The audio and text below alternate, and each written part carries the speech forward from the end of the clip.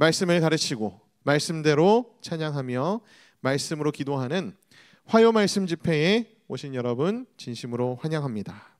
오늘 우리에게 성령의 빛 비춰주셔서 말씀을 깨닫고 말씀대로 거듭나며 또 열매 맺는 그런 은혜 주시기를 소망합니다.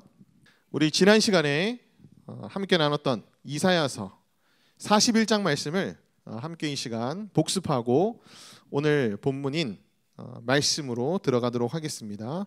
자, 41장 말씀은 이스라엘을 향한 구원의 약속, 소망의 메시지들이 기록되어 있는 그런 말씀이었습니다. 그 이전까지 하나님께서 이스라엘이 너무 죄를 짓고 범죄하여서 그들을 심판하시겠다고, 그래서 바벨론을 통해서 그들을 멸망시키시며 그들을 바벨론으로 끌고 가 그들의 범죄에 대한 심판을 하실 거라는 그런 메시지를 주시고 난 후에 지난주에 41장 말씀에서는 그럼에도 불구하고 하나님께서는 너희를 사랑하셔서 바벨론에서 너희를 건져내실 것이다, 그런 구원과 약속의 소망을 하나님이 이사야 선지자를 통해서 이스라엘 백성들에게 주십니다. 역사의 주관자이시며 하나님께서 고레스라는 그런 왕을 통해서 이스라엘을 다시 회복시키실 것을 이제 예언하시는 내용이 41장에 나왔었죠. 그래서 이 고레스 왕이 바벨론 포로가 됐던 이스라엘 백성들 돌려보내는 그런 시기는 이사야서가 적혀진 시기보다 훨씬 더 뒤의 일이거든요. 100년 이상 후에 일어날 일들이기 때문에 그 기간 가운데서 아수르나 페르시아나 바벨론이나 이제 이런 나라들로부터 이제 고난을 당하고 결국은 바벨론에 의해서 멸망당하고 이제 끌려갈 그 고난을 당할 이스라엘을 향해서 하나님께서 이제 권면하시는 내용들이 나옵니다. 내가 때가 되었을 때에 바벨론에서 너희를 건져내고 구원할 것인데 그때까지는 너희가 고난을 당할 거야. 근데 그 고난 중에서 너희들은 내가 반드시 너희를 건져둘 테니까 두려워하지 말고, 그 다음에 좌절하거나 낙심하지 말고, 그 다음에 절망하지 말아라 라고 이제 하나님께서 이제 권면하는 그런 메시지가 41장에 등장했습니다. 그러면서 이제 41장 말씀의 맥락과는 조금 안 맞는 듯한 그 우상 숭배를 하지 말라는 그런 내용들이 이제 나왔었거든요. 자, 고난을 당하다 보면, 그리고 자신의 나라가 멸망당한 이 상황들을 이스라엘 백성들이 눈앞에 경험하게 되면 여호와 하나님을 버릴까 봐, 그리고 더 힘이 센 민족의 신들을 섬길까 봐 하나님께서 미리 이스라엘 백성들을 향해서 너희가 멸망할지라도, 너희가 고난당할지라도 절대 우상 숭배하면 안 돼 라는 메시지들을 41장에서 이제 주고 계시다. 그래서 이제 우상 숭배에 대한 내용들이 이제 41장에 여러 부분에서 나오고 있다라는 것을 지난 시간에 함께 나눴습니다. 우리 현대인들을 향한 그런 적용들도 몇 가지 지난 시간에 했었죠. 첫 번째는 절대 점치지 마세요. 타로도 보지 마시고 점치는 일들은 아무것도 하지 마세요. 하나님이 굉장히 싫어하시는 일입니다. 실제로는 그들이 과거와 미래의 일을 절대 정확하게 알지 못하기 때문입니다. 그냥 맞출 만한 얘기들을 해요, 실제로. 그리고 그런 얘기들을 들으면 우리가 실제로 그러한 일을 실현시키고자 하는 그런 심리적인 작용들이 있기 때문에 그렇게 되는 것이지, 실제로 점치는 사람들, 그 다음에 무속인들이 정확하게 알고 과거와 미래를 얘기해 주는 것은 절대 아니다. 그것을 얘기하면서 지난 시간에 또 한 가지 얘기했던 것은 기독교 내에 있는 종교적인 무속인들을 여러분들이 조심하셔라, 이제 그런 얘기들을 지난 시간에 함께 나눴습니다. 자, 이어서 이제 오늘은 이사야서 42장 1절부터 25절까지의 말씀을 함께 나누도록 하겠습니다. 여호와께 새 노래로 노래하며 찬양하라. 자, 1절부터 42장 1절부터 우리가 순서대로 쭉 말씀을 함께 보도록 하겠습니다. 자, 1절부터 4절까지는 여호와의 종이라는 주제로 말씀이 진행됩니다. 내가 붙드는 나의 종, 내 마음에 기뻐하는 자, 곧 내가 택한 사람을 보라. 내가 나의 영을 그에게 주었은즉 그가 이방의 정의를 베풀리라. 그는 외치지 아니하는 목소리를 높이지 아니하며 그 소리를 거의에 들리게 하지 아니하며 상한 갈대를 꺾지 아니하며 꺼져가는 등불을 끄지 아니하고 진실로 정의를 시행할 것이며 그는 쇠하지 아니하며 낙담하지 아니하고 세상에 정의를 세우기 이르리니 섬들이 그 교훈을 앙망하리라. 자, 여기에 보면은 내가 붙드는 나의 종이라는 단어가 나옵니다. 종. 자, 현대적인 관점에서는 이 종이라는 신분이 별로 달갑지 않은 그런 신분인데 성경 속에서는요, 이 종이라는 신분을 굉장히 강조합니다. 그래서 예수님의 제자라고 얘기하기도 하고 하나님의 백성이라고 얘기도 하고 하나님의 자녀들이라고 얘기하기도 하지만 우리 믿는 자들의 또 하나의 정체성이 뭐냐면 바로 종이라는 거예요. 예수 그리스도의 종, 여호와의 종이라는 그런 정체성을 우리는 가지고 있습니다. 자, 지금 이제 우리가 평등한 사회, 신분 제도가 없는 그런 사회 속에 살고 있기 때문에 이 종이라는 개념을 굉장히 우리가 좀 부정적으로 인식하는 경향이 있긴 하지만 사실 우리가 이렇게 된 시대를 맞이한 게 얼마 되지 않았어요. 불과 뭐 한 100년? 한 200년 정도? 그 전까지는 전 세계가 다, 그죠? 왕이 있었던 시대를 살았고 그 다음에 귀족이 있었던 시대를 살았고 신분이 있었던 그런 시대를 살았었습니다. 사실 지금 우리가 민주주의와 평등의 사회를 살고 있지만 사실 우리도 무의식적으로 사실 신분이라는 것들을 나눠놓고 사람들을 대하고 있는 그런 시대이기도 해요. 그러니까 지금이 이런 신분이 없다라고 또 얘기할 수는 없는 것 같아요. 뭐 얼마나 재물을 많이 가지고 있느냐를 가지고 얼마나 권력자인가를 가지고 우리가 좀 신분을 나눠서 생각을 한다든지 그러한 모습들이 여전히 이제 우리 속에 남아 있는 것을 보면은 사실은 평등의 사회고 민주주의 사회이긴 하지만 지금도 여전히 어떤 신분들이 존재하는 것 같은 그런 시대를 살아가고 있는 것 같습니다. 아무튼 이 성경이 적혀질 시기 불과 뭐 200년 전까지의 어떤 시기들을 살펴보면은 이 종이라는 사실 신분은 아무나 될 수 없는 직위이자 신분이었어요. 특별히 누구의 종이 되느냐에 따라서 이 종은 아무나 될 수 있는 그런 될 수 없는 직위이자 신분이었습니다. 예를 들면은 뭐 어떤 영주의 종이 된다든지 어떤 왕의 종이 된다든지 하는 거는 이제 진짜 어떻게 보면 굉장한 영예이자 영광스러운 일이었어요. 힘있고 덕 있는 통치자의 종이 되는 것은 아무나 될 수 있는 것이 아니었습니다. 자기가 하고 싶다고 될 수 있는 게 아니었거든요. 이런 통치자의 종이 된다든지 아주 덕 있고 유망하고 그런 다스리는 자의 종이 된다는 것은 이제 어떤 의미가 있냐면은 자신의 모든 의식주가 해결되는 거예요. 그러니까 주인은 종에게 모든 의식주를 해결을 시켜줘야 될 의무가 있거든요. 동시에 주인의 권한과 능력을 종이 부여받습니다. 부여받아서 주인이 시키는 일들을 모두 이제 완수하는 그런 직책이 뭐냐면은 이 종이라는 그런 직책이에요. 신뢰받는 종일수록 주인이 누리는 영광을 함께 누립니다. 많은 백성들이 어떤 통치자에 대해서 굉장히 좋게 생각하고 그 통치자를 굉장히 영예롭게 생각하고 있다면 그 통치자의 신뢰받는 종들 또한 그 백성들로부터 영예로움을 얻게 되고 그 다음에 영광을 받게 되는 것이죠. 그래서 이 종이라는 관점에 대해서 우리가 너무 부정적으로 볼 필요는 없고 이제 과거의 신분 사회에 있어서의 그런 어떤 종의 개념들을 여러분들이 기억하셔가지고 우리가 예수님의 종이 된다는 거, 여호와 하나님의 종이 된다는 것은 무엇을 의미하는 것일까를 여러분들이 다시 되뇌이면은 좋을 것 같아요.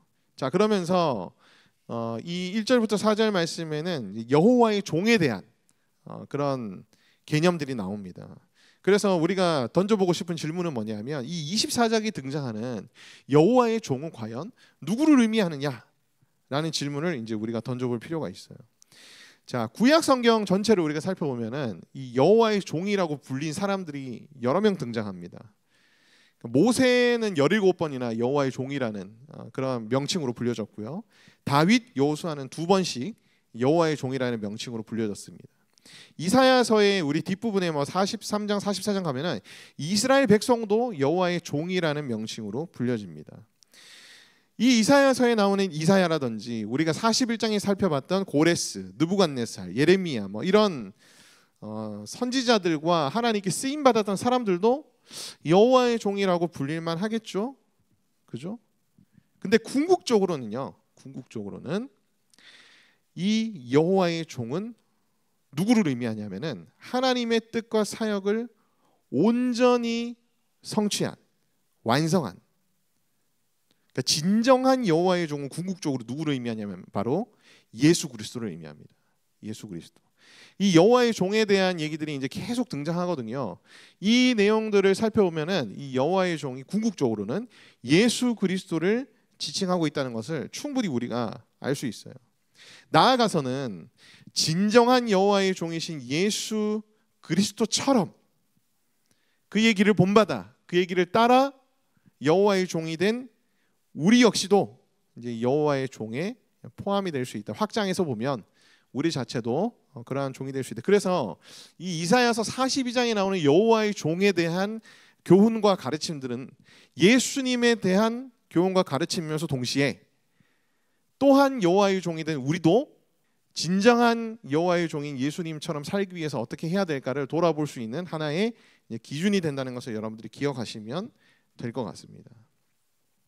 자, 1절부터 4절 말씀에 보면 여호와 하나님이 택한 종에게 주시는 은혜가 있어요.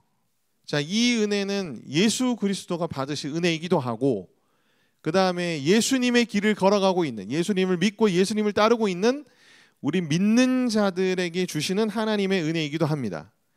그래서 그걸 고려해서 보시면 좋을 것 같아요. 자, 첫 번째는 뭐냐면 여호와께서 붙드신다.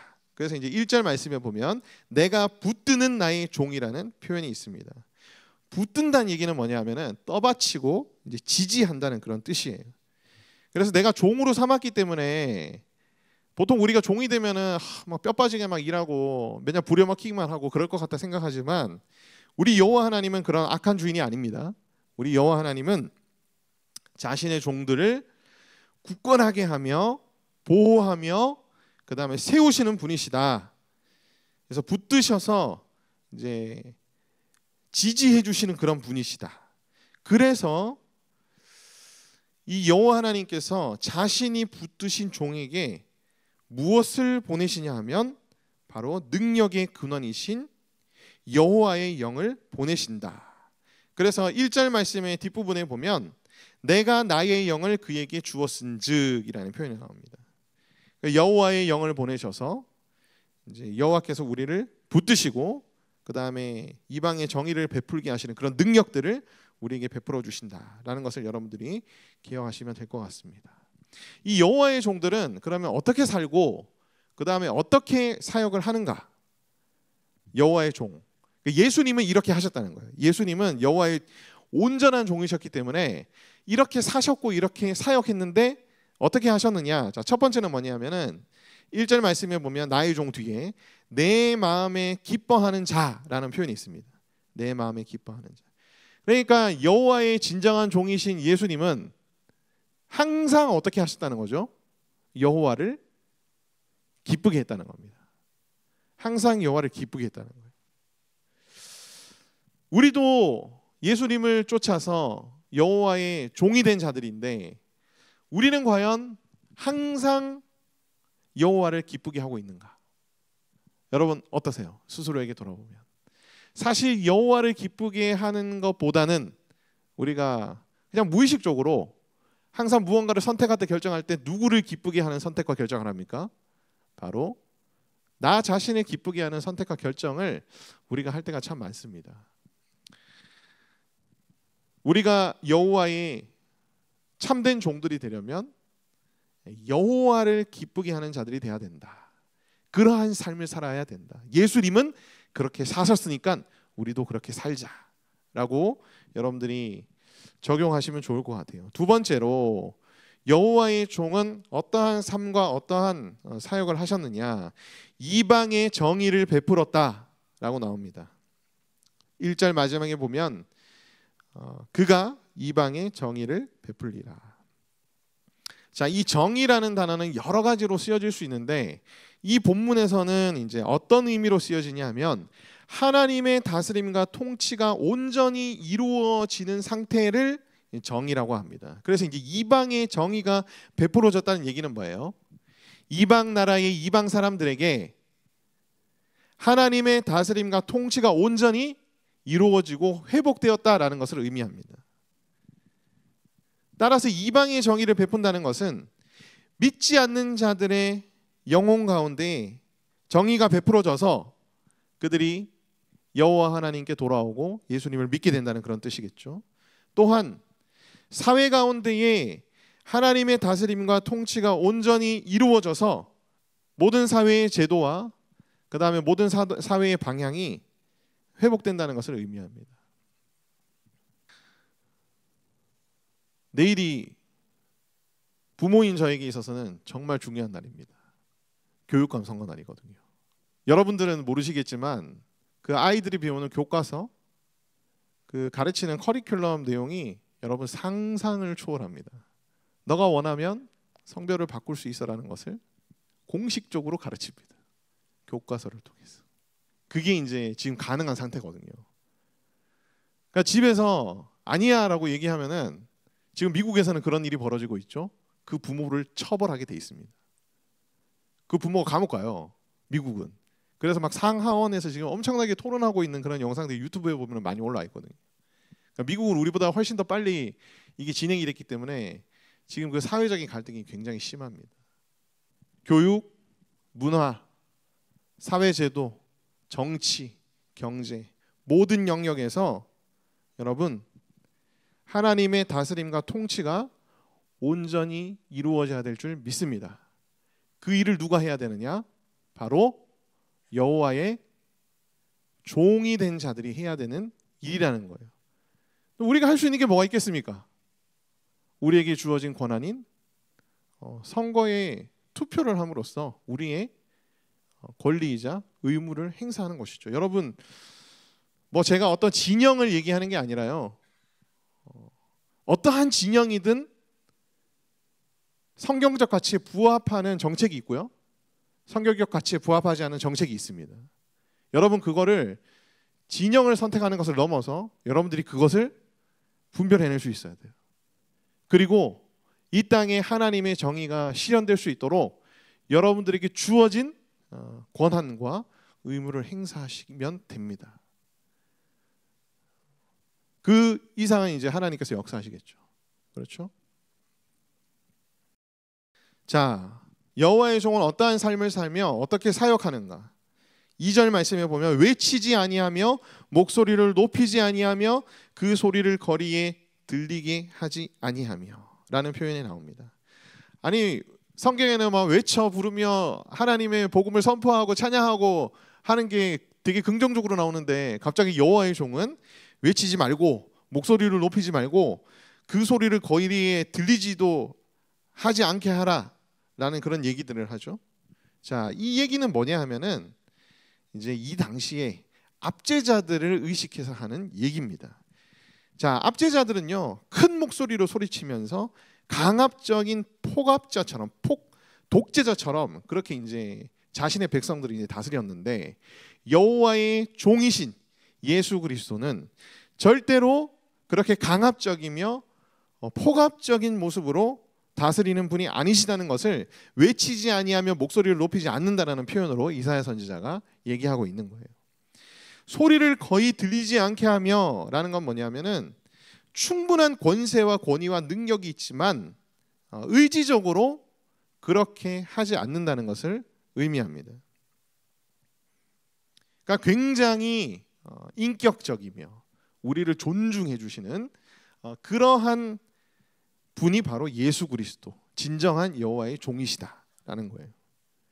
이 부분을 제가 보면서 회개가 참 많이 됐습니다. 저는 남들한테는 안 그러는데 저희 집에서 저희 아이들한테 폭압자나 억제자가 아닌가 막 그런 스스로 이렇게 좀 돌아보면서 회개하는. 제가 항상 그러진 않아요. 항상 그러진 않는데 뭐 여러분들이 나중에 이제 아기를 키워 보시면 알겠지만은 뚜껑 열리게 하는 경우들이 참 많거든요. 그래서 저희 집에 어떤 아이는 이제 가족들로부터 그런 별명이 붙여졌습니다. 왕뚜껑 열기 전문가라는 막 그런 있어요, 한 명이. 네. 근데 절대로 그래서는 안 되는데 이게 오늘 딱 이 강론을 준비하면서 이게 여호와의 종된 모습이 아니구나. 그런 걸 되게 많이 느꼈습니다. 사람들 간에도 마찬가지인 것 같고요. 그 다음에 가까운 관계일수록 더 우리가 이제 조심해야 될 필요가 있는 거죠. 여호와의 종이라면 상한 갈대를 꺾지 아니하며 꺼져가는 등불을 끄지 아니하고 이 육체적으로 정신적으로 큰 데미지를 입은 영혼들을 꺾어버리지 아니하며 그 다음에 그들을 끄지 아니하고 라는 표현이에요. 육체적으로 정신적으로 큰 데미지를 입은 영혼들 중에서는 우리가 꺼려할 만한 그런 분들도 많이 계십니다. 그렇죠? 근데 그들을 여호와의 종이신 예수 그리스도는 절대로 업신여기거나 천대하거나 무시하지 않으셨어요. 그래서 예수님이 이 땅에 오셨을 때에 바리새인들과 서기관들이 항상 공격했던 게 뭡니까? 세리와 죄인들과 가깝게 지내며 그들과 먹고 마시는 예수님을 향해서 항상 손가락질하고 비난하고 했던 자들이 바리새인과 서기관들이었거든요. 그들은 육체적으로 정신적으로 큰 데미지를 입은 영혼들이 많이 있었습니다. 죄인들 같은 귀신 들린 자도 있었고요. 병 걸린 자. 그 당시에 병 걸린 자들은 하나님의 큰 진노를 받은 저주를 받은 사람들이었기 때문에 단순히 질병에 걸린 자처럼 지금 시대처럼 보지 않고 하나님의 저주를 받은 자여서 이제 엄청나게 멸시를 받았거든요. 그래서 안진뱅이라든지 뭐 그런 사람들은 완전히 멸시천대를 받던 그런 시대였습니다. 그러니까 그 당시의 기준으로 봤을 때에 이렇게 육체적으로 뭔가 문제가 있거나 정신적으로 뭔가 문제가 있는 영혼들을 예수님은 절대로 멸시천대하지 않으시고 그들을 위해서 나아가시고 그들을 위해서 자신의 능력을 베풀어 주신 분이 바로 예수님이시죠. 여호와의 종이 예수님이 그러하셨다면 우리도 어떻게 해야 될까요? 우리도 그렇게 해야 하는 것이 마땅하다는 것입니다. 그렇다고 해서 무작정 여러분들이 사랑이라는 이름으로 다 덮어주고 다 여러분들이 수용해주라는 그런 의미는 아니에요. 그들에 대해서 우리가 좀 더 연구하고 좀 더 잘 알고 그들에게 정말 필요한 것이 무엇이며 우리가 그들을 대할 때에 정말 어떻게 해줘야 되는 것인지를 우리가 정말 제대로 파악해서 그들에게 나아가야 되는 것이 우리에겐 필요합니다. 보통 교회에 보면은 교회 공동체들마다 요즘 이제 청년 공동체에도 그런 친구들이 은근히 꽤 있거든요. 많습니다. 그러니까 조금 이제 멘탈적으로 좀 어려움이 있는 친구라든지 뭔가 이제 인지 장애라든지 그런 조금 장애, 많은 장애가 있는 분들은 장애인 부서로 가야 되지만 그렇지 않은 친구들은 또 이제 공동체로 오는 경우들이 참 많거든요. 그런 친구들을 우리가 어떻게 케어하고 어떻게 이끌고 우리가 그들을 또한 사랑으로 양육할 수 있을까? 고민 많이 해야 됩니다. 고민 많이 해야 돼요. 그냥 무작정 이렇게 받아주고 그냥 무작정 품어주기에는요. 우리가 너무 부족해요. 우리가 전문적인 지식도 너무 부족하고 어떻게 해야 될지도 알지 못하는 상황에서 막 무작정 받아주다 보면은 또 문제가 생겨. 그렇다고 또 안 받아줄 수도 없어. 그러면 어떻게 해야 할까? 그런 문제가 있는 친구들에 대해서 우리가 연구를 해야 되겠죠. 전문가는 아니지만은 그런 전문가적인 식견과 이렇게 지식이 이제 우리에게 필요합니다. 그리고 이들에게는 어떻게 대하는 것이 가장 효과적이에요. 다 다르거든요. 상태마다 다 다릅니다. 여러분은 이제 요즘은 그런 프로그램들이 많아서 보시면 알겠지만은 금쪽 같은 내 새끼 그런 거 보시면은 지체의 상태에 따라서 다 처방이 다르게 나가잖아요. 그 오은영 선생님께서 이제 그렇게 처방전을 내리시잖아요. 그러니까 우리도 그냥 무작정 이게 품고 막 이런 게 아니라 이 친구가 더 회복되고 더 바르게 되기 위해서 어떻게 해야 될 것인가를 막 고민해야 되는 거예요. 엄청난 치열한 그런 훈련들이 필요하고 우리 자체도 마음을 지키기 위해서 또한 부단한 노력들도 해야 되는 거죠. 지금 이 자리에서 이런 부분들을 사실 다 나누기에는 시간이 너무 부족하기 때문에 이 정도로 하고 넘어가도록 하겠습니다. 어쨌든 우리 교회에는, 공동체에는 연약한 사람들, 아픈 사람들이 많이 있어요. 그들을 우리가 어떻게 품어야 할까? 여러분들 기도하시면서 하나님께 지혜를 구하시기를 바랍니다. 그것이 바로 여호와의 종된 자들의 마땅한 모습이라는 겁니다. 자, 진실로 정의를 행할 것, 그죠? 3절 말씀 마지막에 보면은 진실로 정의를 시행할 것이다. 여호와의 종은요, 진실로 정의를 행한다. 진실로라는 이 표현은 다른 의미로 이제 어떻게 우리가 변환할 수 있냐면은 충성되게, 성실하게라는 표현으로 우리가 다시 재정의할 수 있습니다. 그러니까 충성되게, 성실하게 여호와의 통치와 다스림이 회복할 수 있도록 사역하는 자들이 바로 예수님을 닮은 여호와의 종이라는 겁니다. 나태함과 게으름과 포기 등등과는 거리가 멉니다. 잠깐 충성하는 게 아니고, 잠깐 성실하는 게 아니고, 하나님이 부르실 때까지 이 땅에서 충성되고 성실하게 꾸준히 그렇게 하나님의 통치와 다스림이 회복될 수 있도록 사역하는 것, 그것이 진실로 정의를 행하는 것이라는 것. 이렇게 하려면 무엇이 필요하냐? 쇠하지 않으면 낙담하지 아니하고 세상에 정의를 세우기에 이르리니. 그러니까 좌절할 만한, 절망할 만한, 피곤할 만한, 그만두고 싶을 만한 고난과 역경들이 찾아와도 그것을 극복해내는 그런 여호와의 종들이라는 거예요. 언제까지? 세상에 정의가 세워질 때까지. 그러면 이제 우리가 이런 질문들을 던질 수 있습니다. 목사님, 우리가 여호와의 종이 되어서 사역을 하다 보면, 또 이 땅 가운데 살아가다 보면은 슬럼프가 찾아올 때가 참 많은데 어떻게 해야 할까요? 쇠하지 않으면 낙담하지 아니하고 세상의 정의를 세울 때까지 진실로 정의를 시행하는 여호와의 종이 되려면 이 슬럼프가 찾아오는 것들을 어떻게 극복해야 합니까? 이런 얘기들을 이제 참 많이 질문을 받습니다. 저도 슬럼프가 올까 안 올까요? 옵니다. 저도 슬럼프가 와요. 근데 이제 저는 슬럼프가 여러 번 이제 많이 경험을 해봤거든요. 슬럼프가 왔을 때에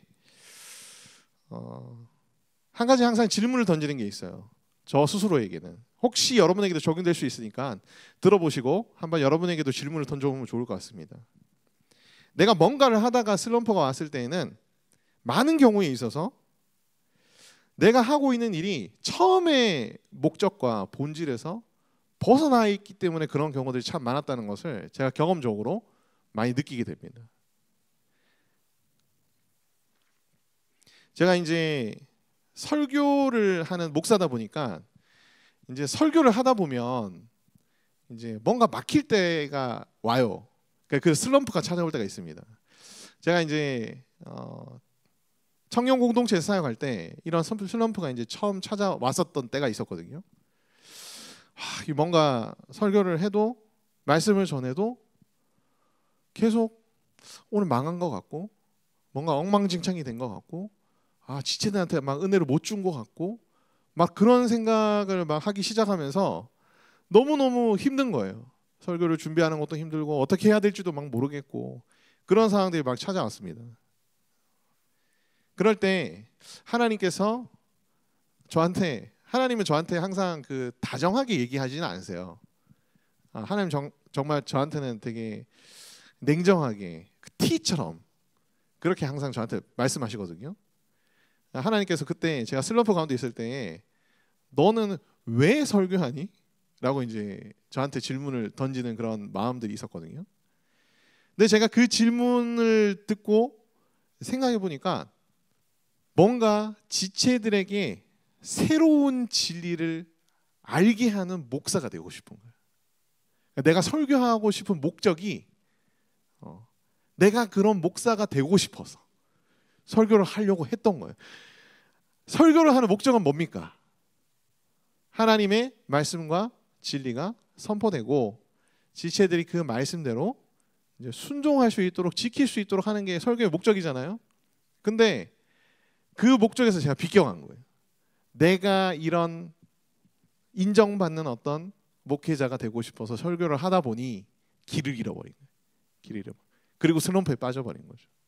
여러분들이 슬럼프가 왔을 때에 내가 혹시 이 일을 처음에 시작했을 때에 가졌던 어떤 마음들, 목적, 초심, 그런 본질로부터 내가 벗어난 것은 아닌가를 여러분들이 항상 물어보시면 슬럼프를 다시 극복하는 데 도움이 많이 되실 수가 있습니다. 또 하나는 이것도 저에게 있어서 슬럼프 극복하는 방법 중에 하나인데, 자, 슬럼프가 왔는데 그냥 계속 하다 보면은 그냥 슬럼프가 사라지더라고요. 잘하려고 노력하지도 말고 자꾸 많은 생각하지 말고 그냥 하면 슬럼프가 극복이 되는 경우들도 은근히 많이 있었습니다. 자꾸 뭔가 사람들의 어떤 시선과 사람들의 평가에 우리가 얽매이다 보니까 내가 이렇게 하는 게 맞아? 내가 이렇게 하는 게 의미가 있어? 막 이런 질문들이 이제 우리가 스스로에게 던지거든요. 그러면은 그것이 슬럼프로 이게 찾아오는 것 같아요. 사람들의 시선, 사람들의 평가 이런 거 의식하지 말고 내가 할 수 있다면 그냥 하나님 나라를 위해서 계속 하는 거예요. 계속 하다 보면 그 의미들을 다시 한번 되뇌이게 되고 의미들을 찾게 되고 또 하나님께서 새 힘과 능력 주셔서 극복할 수 있게 되는 겁니다. 여러분 슬럼프를 여러분들이 맞이했을 때 제가 앞서 말씀드린 이 두 가지를 여러분들이 한번 스스로에게 질문을 던져보시고 슬럼프를 극복하시기를 바랍니다. 어떤 경우에는 이제 질병 때문에 슬럼프가 오는 경우도 있어요. 질병 때문에. 이때는 의학적인 치료와 영적인 치료와 회복이 좀 필요합니다. 그럴 때는 여러분들이 여러분들의 영적인 멘토가 되는 분과 잘 소통하시고 상의하시고 그 다음에 어떻게 해야 될지를 고민을 하시면 좋을 것 같아요. 자, 여호와의 종이신 예수 그리스도로 인한 사역의 결과가 뭐냐면 4절 맨 마지막입니다. 섬들이 그 교훈을 앙망하리라. 섬들은 지난 시간에 뭐라고 말씀드렸죠? 모든 나라와 모든 족속을 의미하는 그런 상용어라고 제가 말씀드렸습니다. 그래서 모든 나라와 모든 민족이 족속이 그 교훈을 앙망하리라. 하나님의 말씀을 사모하며 기다리며 바라보게 될 것이다. 그러니까 예수님은 이렇게 사역을 하셨어요. 지금 우리에게 있어 예수님이 이제 오셨으니까 예수님이 이렇게 사역하셨고 우리도 어떻게 해야 됩니까? 예수님처럼 사역하는 그런 여호와의 종이 되어야 합니다. 그렇게 할 때에 우리를 통해서 모든 나라와 민족이 하나님의 말씀을 사모하며 기다리고 바라보게 되는 그런 역사가 일어날 줄 믿습니다. 자, 5절부터 보도록 하죠. 하늘을 창조하여 펴시고 땅과 그 손을 내시며 땅 위의 백성에게 호흡을 주시며 땅에 행하는 자에게 영을 주시는 하나님 여호와께서 이같이 말씀하시되 나 여호와가 의로 너를 불렀은즉 내가 내 손을 잡아 너를 보호하며 너를 세워 백성의 언약과 이방의 빛이 되게 하리니 내가 눈먼 자의 눈을 밝히며 갇힌 자를 감옥에서 이끌어내며 흑암에 앉은 자를 감방에서 나오게 하리라. 나는 여호와이니 이는 내 이름이라. 나는 내 영광을 다른 자에게 내 찬송을 우상에게 주지 아니하리라. 보라, 전에 예언하였던 일이 이미 이루어졌느니라. 내가 새 일을 알리노라. 그 일이 시작되기 전에라도 너희에게 이르리라. 여호와가 의로 너를 불렀은즉 6절 말씀을 보면 이 말씀의 의미는 뭐냐면은 여호와의 종을 택하시고 부르시는 하나님의 그 모든 행위는 의롭다라는 의미도 될 수 있지만 종을 부르시는 일이 여호와의 의를 위함이다라는 그런 표현이기도 해요. 그러니까 종들이 여호와 하나님의 의를 세우는 역할들을 감당하는데, 자, 이 여호와의 종이신 예수님이 어떤 분이시냐? 백성의 언약이 되며 이방의 빛이 된다는 겁니다. 그러니까 이것 때문에 여호와의 종이 예수 그리스도를 궁극적으로 지칭하는 거라고 학자들은 그렇게 얘기를 합니다. 자, 백성의 언약이 된다는 말은 뭐예요? 하나님과 백성 사이에 맺은 이 언약이 절대로 깨어지지 않게 이 언약이 영원히 세워지도록 중보한다라는 그런 뜻이에요. 그래서 신약적인 관점에서 보면 예수 그리스도께서 이 언약의 중보자가 되셔서 하나님과 우리와의 관계를 절대 깨어지지 않게 하신다는 거죠. 이방의 빛이 된다는 것, 바로 예수 그리스도로 말미암아 이방의 복음이 구원이 선포되어지게 되는 것을 의미합니다. 눈먼 자가 눈을 뜨며 갇힌 자가 자유케 되며 흑암에 앉은 자를 감방에서 나오게 하리라. 이 신약에서도 이제 인용되는 그런 부분이에요. 예수님에 대해서 얘기할 때 예수님으로 말미암아 여호와께서는 홀로 영광 받으시며 홀로 찬양 받으시게 된다. 8절 말씀. 내 영광을 다른 자에게 내 찬송을 우상에게 주지 아니라. 그래서 여호와의 종들로 말미암아 그죠? 복음이 전파되며 여호와의 종들이 된 자들이 오직 하나님께만 영광과 찬송을 올리게 된다는 겁니다. 이미 오래전 새 일을 시작하신 여호와라고 9절 말씀에 기록되어 있습니다.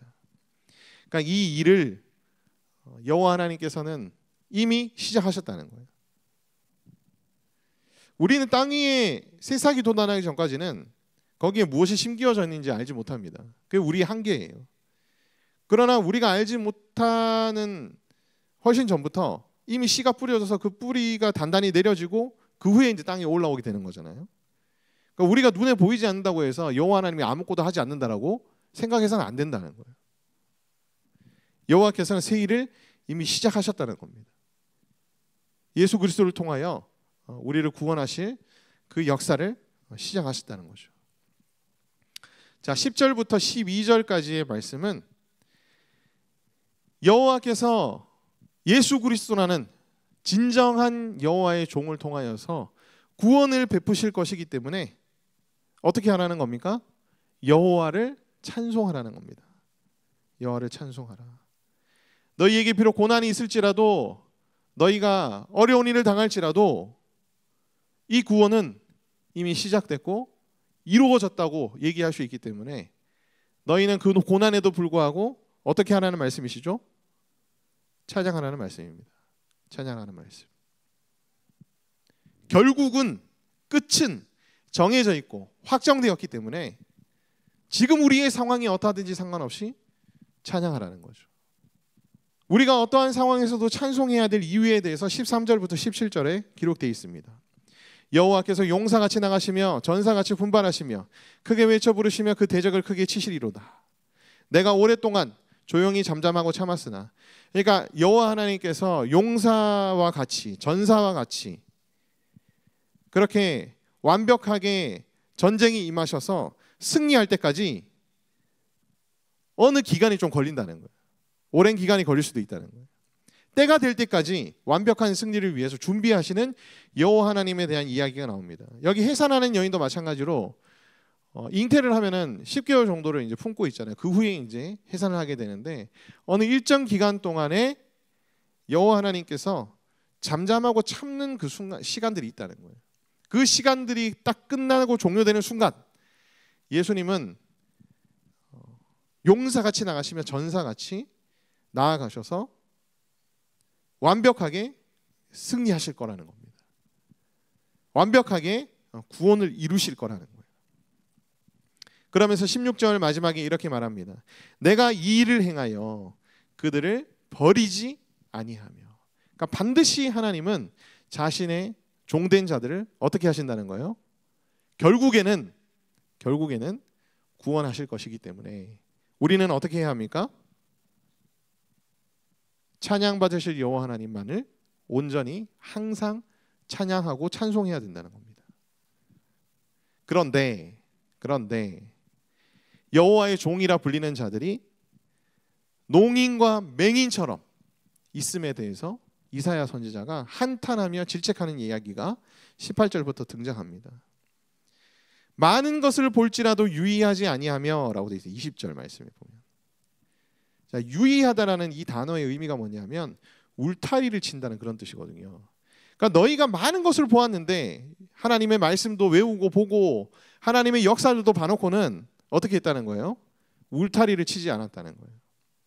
이 말씀은 뭐냐면은 조금 우리가 풀어서 의역해 보면 너희가 하나님의 말씀도 보고 하나님의 기적의 역사들도 보았는데 울타리를 치지 않았다. 그러니까 죄로부터 스스로를 지키기 위해서 너희가 노력하지 않았다는 겁니다. 그게 이제 많은 것을 볼지라도 유의하지 아니하며라는 뜻이에요.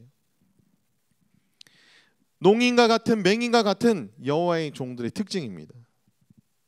귀가 열려 있어도 의도적으로 듣지 아니하는도다 라고 나옵니다. 그 이유가 뒤에 다시 한번 또 나와요. 여호와를 저버린 여호와의 종. 농인과 맹인 같은 여호와의 종이죠. 선지자가 책망합니다.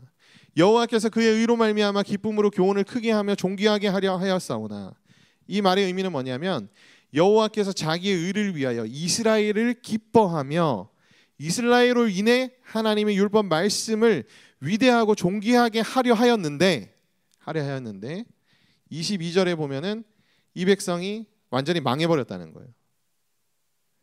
23절,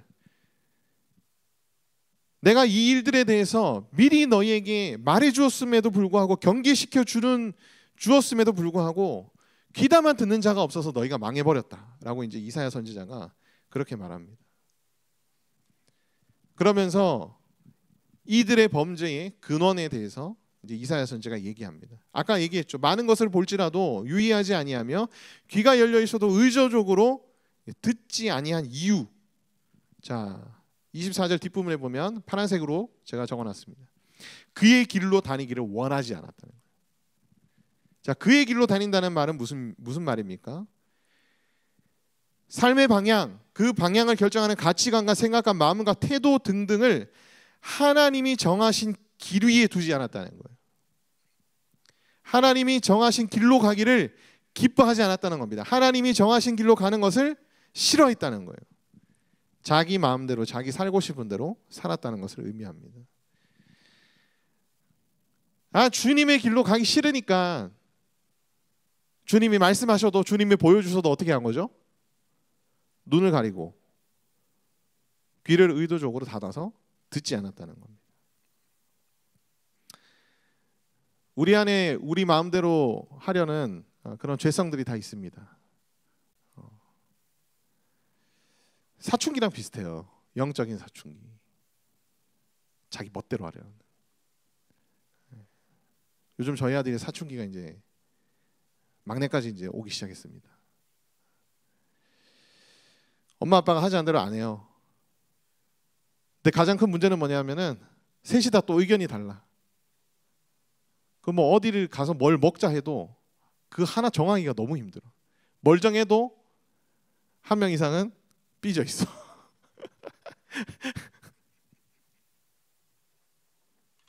마치 사춘기 걸린 아이처럼 우리가 하나님 앞에 그렇게 하고 있다는 거죠. 하나님 얼마나 열받을까. 내가 열받는 것보다 수백 배는 더 열받겠지. 얼마나 열받을까요, 하나님이 보실 때. 그의 교훈을 순종하지 아니하였도다. 하나님의 말씀에 순종하지 않았다는 겁니다.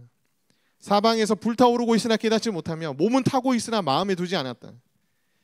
그러니까 회개하거나 변화하려는 의지가 없는 완악한 상태를 의미해요. 절대 자기 잘못 없대. 난 잘못한 게 아니야. 영적인 사춘기에 걸려버린 거죠. 여호와를 저버린 여호와의 종들의 모습이라는 겁니다. 자, 이 42장 말씀은 처음에 진정한 여호와의 종이신 예수님에 대해서 먼저 보여줍니다. 그런데 그 예수님과 같은 여호와의 종이 되어야 할 하나님의 백성들이 여호와의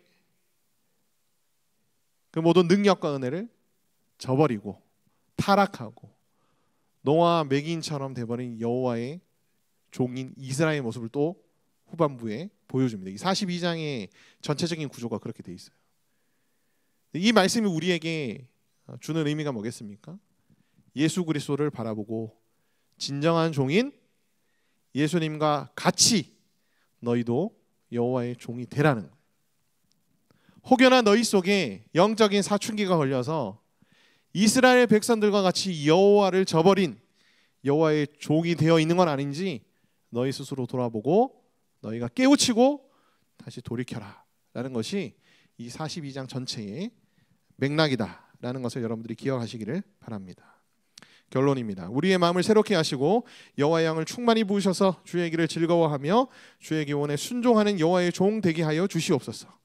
모든 상황 속에서 여호와만을 찬양하며 여호와께만 영광을 올려드리는 신실한 예배자가 되게 하여 주옵소서. 진정한 여호와의 종 되신 예수님을 따르게 하여 주셔서 우리로 말미암아 모든 나라와 민족이 여호와의 교훈을 앙망하게 하여 주옵소서.